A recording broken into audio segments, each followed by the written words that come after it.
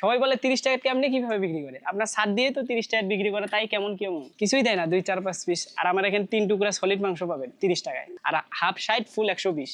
হাফে আপনার 6 piece 7 piece মাংস থাকে, 2-1 পিস তো তেল চর্বি থাকবেই, কারণ এটা আমি মাংস নিতেও আমাকে দেয় হাড় তেল, এটা থাকবে। আর ফুলে আপনার 120 টাকা, এটার আপনার হলে এক পিস হাড় দেই পায়ের, আর হলে 6-7 পিস মাংস দিই। এটা হলে আল্লাহর কাছে বিশেষ বড় একটা নিয়ামত।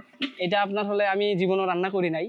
আমি যখন সফরে রান্না করতাম, আমি এক চিল্লা দিছি নেত্রকোনায়, তখন আমি রান্না ওখানে করতাম। ওখানে অনেক প্রকার তাবলিগে গেলে যারা গেছে তারা জানাই, ওখানে আপনার হলে খেদমত করতে হয়। খেদমতে আপনার হলে খিচুড়ি রান্না করতে হয়, ভাত তরকারি যেরকম যেভাবে, এরকম করে রান্না করতে করতে একটা এক্সপিরিয়েন্স হয়ে গেছে যে আসলে রান্নার কিছুই না, একটু সাহস থাকলে। এবং আমি সাহেব বলে দিছে যে কোনো রান্না করতে তুমি জিকির আজগার করবে, জিকির আজগার করলে ওটা অলরেডি স্বাদ হয়ে যায়। আল্লাহর রহমতে ওনার ওই কথাটা আমার ধ্যানে নিছি, আমি এরকম রান্না করতে জিকির আজগার করি। আল্লাহর রহমতে আমি নিজেও জানি না এত সুন্দর স্বাদ হবে। ব্যবসা করতে তো ধাক্কায় খাইছি, ডাল নিয়ে আসছি, বেচা হয় নাই, লোকজন আসে নাই। লোকজন আসি বলছে কি হালিম, কয় না হালিম খাবো না। অনেক জনের অনেক মন্তব্য যে হালিম এখন দুনিয়ার সাত নোংরা জিনিস দিয়ে বানায়, এই কারণে হয়তো অনেকে খায় নাই। আমি বসেছিলাম, আল্লাহকে দোয়া করছি, আল্লাহ যারা যারা খায় নাই একদিন তাদেরকে আপনি ফিরে দিয়ে আমার এখানে আবার আসবে ইনশাআল্লাহ। আমি বলতাম যে ভাই আমার এখানে সলিড মাংস, প্রথমে কেউ বিশ্বাস করে নাই, কারণ মানুষের তো এখন জবান ঠিক নেই, মিক্স করে। কিন্তু আল্লাহর রহমতে আমি মানুষকে ভয় করি না, আমি উপর আল্লাহ ভয় করি। আমি একদম সলিড মাংস নিয়ে আসি, বাবা আজমিরি গাইবান্ধা মামুন ভাই, উনি আমাকে মাংস দেয়, আল্লাহর রহমতে অনেক ভালো মাংস দেয়। ওনার কথা না বললেই নয়, উনি আমাকে সুন্দর সলিড মাংস বাছাই দেয়, একটু হাড্ডি তেল যেটুক না দিলে নয়, ওটুক আমাকে দেয়। অনেক কাজে করছি, ধান কাটছি, কারোর সাথে লেবারি কাজ করছি। করার পর আস্তে আস্তে যখন আমার আব্বু একটা গাড়ি কিনলো, বুদ্ধি করে একটা মিশুক গাড়ি কিনছিল, তখন ওই মিশুক গাড়িটাই চালাতাম।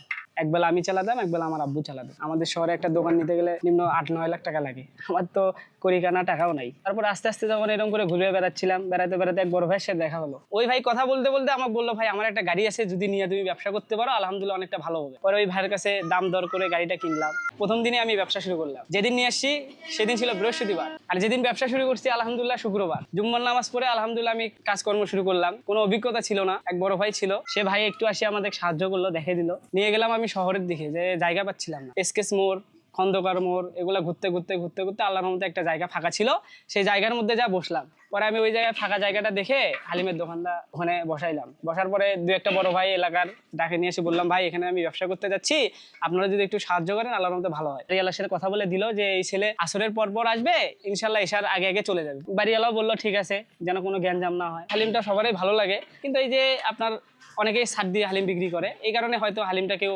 অপছন্দ করে। পরে আমি নিয়ত করলাম, না আল্লাহর রহমতে আমি ব্যবসা শুরু করলে হালাল ব্যবসাই করবো, একদম সলিড মাংস দিয়ে আমি ব্যবসা করব, যা হবে হবে। আমার হাতে 1টি টাকা ছিল না, আমার মা বলছিলাম, মা একটু ধার ঋণ করে আমার টাকা এনে দিচ্ছে।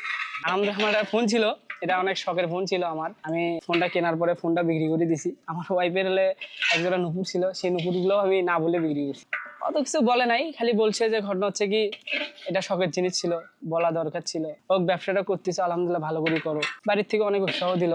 আলহামদুলিল্লাহ প্রথম দিনে আমি 1 কেজি হাফ কেজির মতো মাল বানাইছিলাম, তো আলহামদুলিল্লাহ সবগুলো শেষ করে আসি। টাকাটা পাওয়ার পরে তো আমার ব্যবসার প্রতি আরো আগ্রহ চাপলো। ব্যবসাটা আসলেই ভালো একটা জিনিস, অল্প সময়ের মধ্যে সবকিছু করতে পারতেছি, একটু ফ্যামিলির সাথে সময় দিতে পারতেছি, নিজে রান্না করতেছি। মেইন বিষয় হচ্ছে কি সব মানুষকে যে একটা ভালোভাবে খাওয়াচ্ছি, এটাই আলহামদুলিল্লাহ। শুরুতে বলছিল যে হালিম তো আমরা সব জায়গাতে খাই না, আপনার হালিম যে কেমন হবে, সবাই বলতো না হুজুর মানুষ খাই দেখি, মানে আল্লাহর একটা আকর্ষণ, নবী সুন্নতের জন্য সবাই একটু ভালোবাসছিল। এরপরে ভালোবেসে সবাই খাইছে আলহামদুলিল্লাহ। খাইতে খেতে সবাই বলছে না ভালো আলহামদুলিল্লাহ। আগে বিক্রি করতাম 1500, 1600, 1200, কোনোদিন 1000 টাকাও বিক্রি করছি। আমাকে এই পর্যায়ে এখন আমি 3000, 4500, 4000 আলহামদুলিল্লাহ বেশি। আল্লাহ দিলে আমার হালিম সম্পূর্ণ যেটা পুষ্টি বলা হয়, কারণ ডাল তো এক ধরনের পুষ্টিকর খাদ্য। আমার এখানে কোনো কেমিক্যাল জাতীয় মশলা বা কোনো কিছু নাই, ন্যাচারালি আমরা যেভাবে বাসায় রান্না করি এইভাবেই রান্না করি। ব্যবসা করে নিজেকে বুঝতে পারছি যে এই ব্যবসা যদি আমি করে রাখতে পারি আল্লাহর রহমতে একদিন আমি বড় হবো ইনশাআল্লাহ। শুরুতে আমি মনে করেন হলে 1300 টাকা নিয়ে আসছিলাম, অল্প তোমার আপনার 1-1.5 ঘন্টার মধ্যে মালটা বিক্রি করে আসছি। আপনার 5-6 প্রকার ডাল সংগ্রহ করতে হয়, তারপরে আপনার হলে মাংস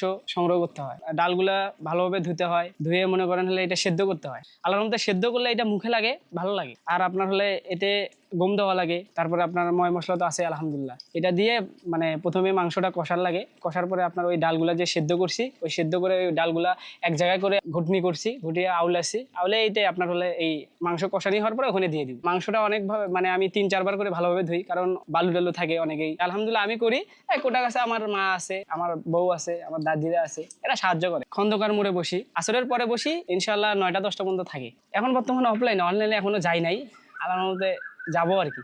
নিয়ত আছে যে সবার কাছে পৌঁছে দেওয়া খাদ্যটা ভালো একটা খাদ্য।